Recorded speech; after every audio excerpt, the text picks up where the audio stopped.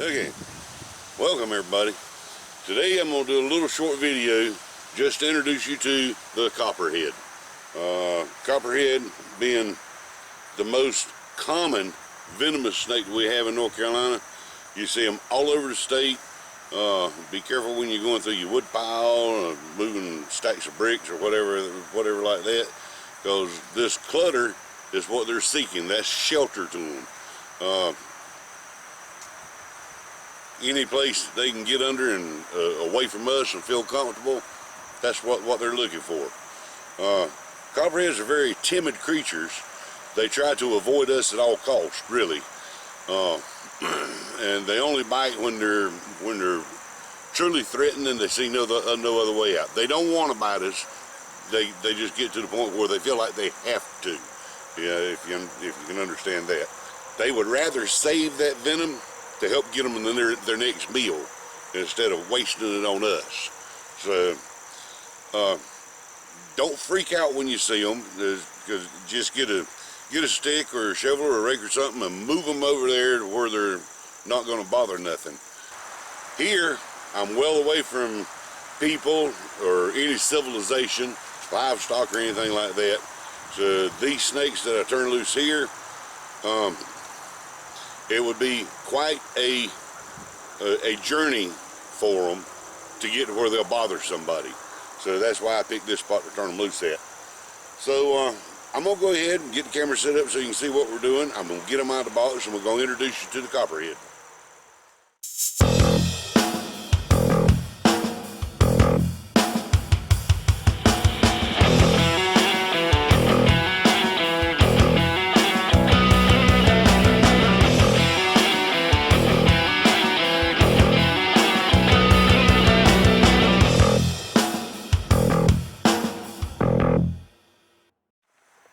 Okay, we got them in the box here. We're going to start with the small one. The two of them in here. One of them a bit larger than the other. These tongs I'm using are supposed to be easy on the snake. And I grab them in such a manner that I don't hurt them. Don't want to squeeze too hard. Up, like lost him. Yeah. I know, but yes, that is the small one. But look at the pattern on them down them. Those very distinct patterns. See the little design down his back looks like Hershey Kisses. That's your telltale Copperhead. Look at the head. It's a good triangle shaped head. That's a good giveaway. And let's see if we can get down close and personal with them.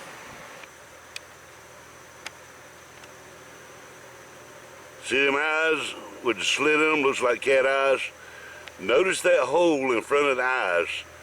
That's a sensory pit. That's why they call these pit vipers. That pit helps them pick up heat signatures and things like that to help them find their prey. Alright, let's get the other one out of the box. He's a bit larger.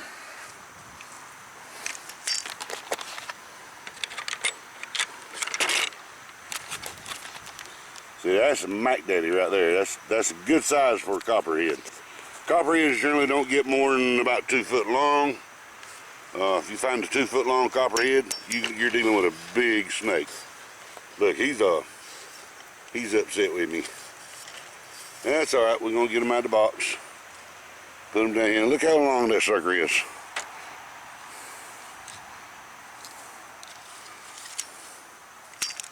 Alright, he's going to give us a good look at that head. There's your Copperhead.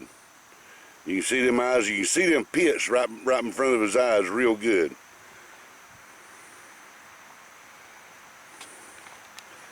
But look at this distinct coloring on them, distinct patterns.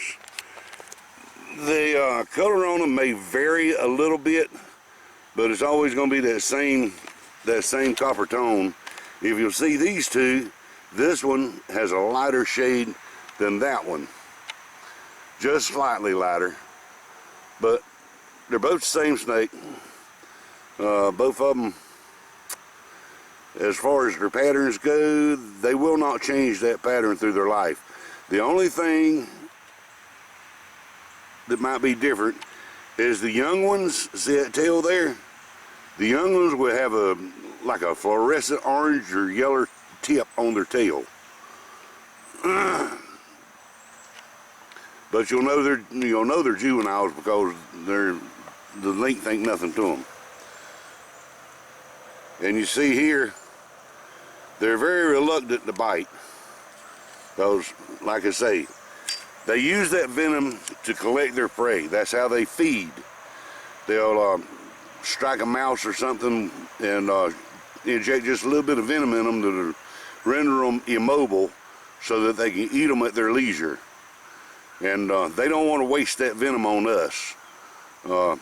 Yes, the most common snake bite in North Carolina is from copperheads. But that's because they are the most common venomous snake we have. People are running into them constantly all the time. Like I say, these two was no trouble for me to find them yesterday because the man called me and was just simply moving some brick from one place to another and found them in the brick pile.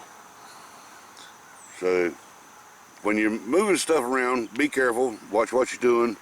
Maybe take a stick or something and move your stuff before you reach down to grab it, because you never know when there's something like that going to be lurking in your brush pile. Now this one is trying to make his escape, but he's out here in the short grass where we can see him real well.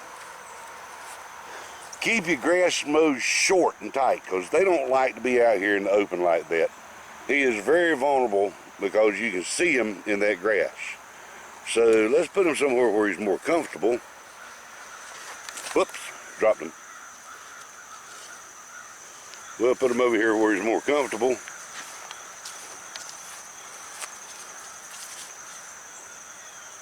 And you can see him starting to blend in now. Go ahead. See, he's right in the middle of the camera frame and he's just about disappeared.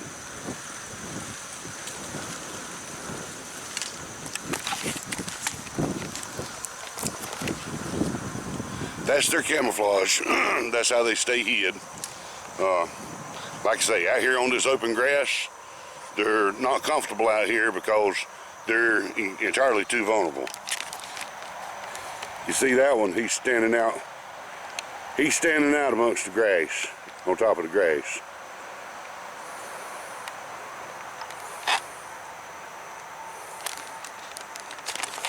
So we're going to move him over here where he feels more comfortable too.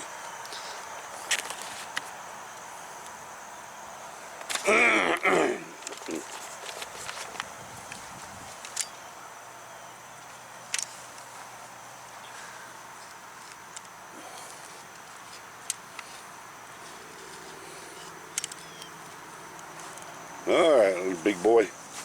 Let's put you over here too. Put him over here where I turned his buddy loose at.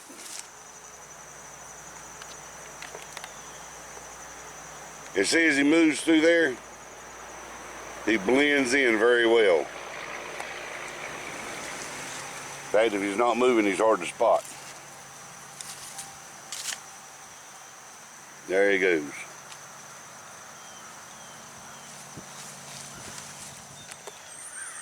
Now these snakes have got more of a reputation than they deserve, actually, because they are so timid and they try so very hard to stay away from us. If you see one, there's no telling how many that you walk right by or step right over that you didn't see. And then if you notice when you see one, you saw these two. I took them out of the box and I manhandled them like I wanted to. We moved them around. We got up close and looked at them, and never once did they try to strike. Yes, we could have provoked them to try to strike.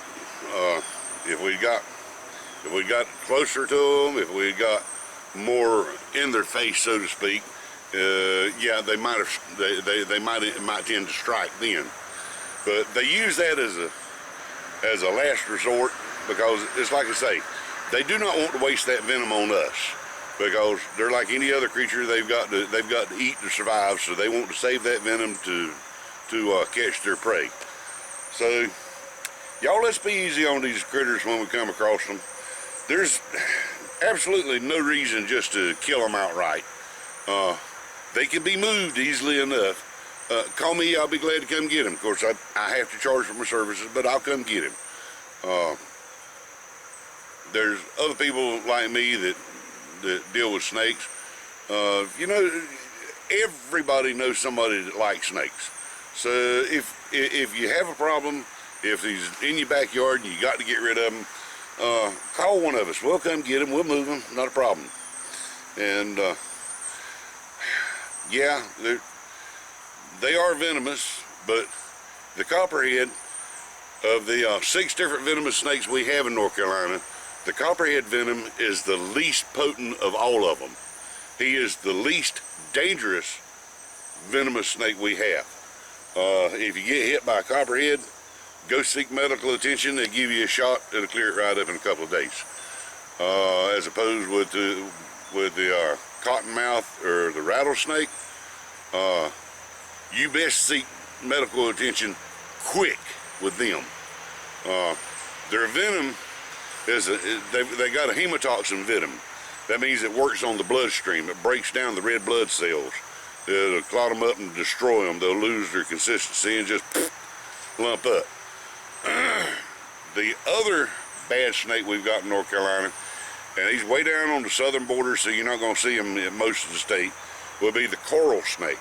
The coral snake has a neurotoxin that works on your nerves. That's the bad one. Hemotoxin, confine it to a certain area.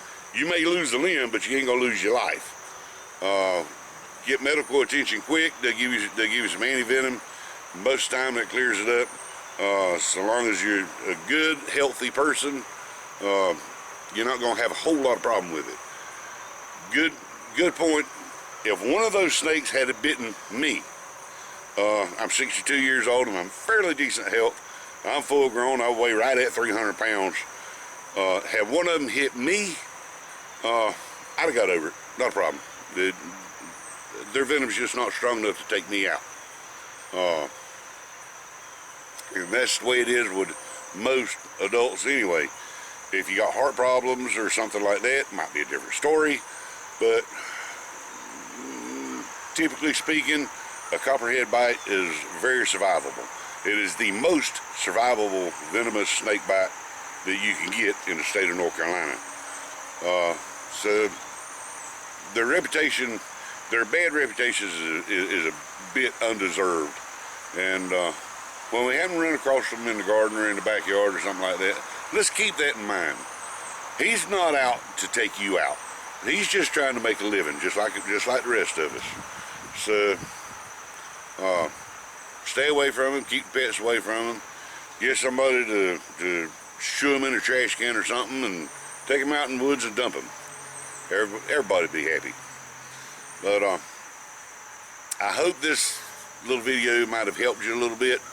Yeah, people got death fears over snakes for some reason. I don't understand, but you just saw me messing with one of the most common venomous snake we have in North Carolina, and we did it without incident. Two of them, they never even bothered to strike at me. So, you know, take it for what it's worth, people. It's like I tell people all the time, snakes ain't such bad folks once you get to know them. So go to Google, search for snakes, learn something about them. Specifically search for snakes in your area. Because black mamas and stuff like that, here in North Carolina, we ain't got to worry about. So we don't have any of those 3-step snakes that they call. You know, you get hit by them, you got 3 steps to live. We don't have that in North Carolina. Like I say, the worst one we've got would be the coral snake down on the southern border. And you know, if you if one of them hits you, go directly to the hospital, get the emergency room, tell them what happened, they'll fix you up. So that's about all I can tell you on this round. If you have any questions, leave us a comment. If you like the video, leave us a comment.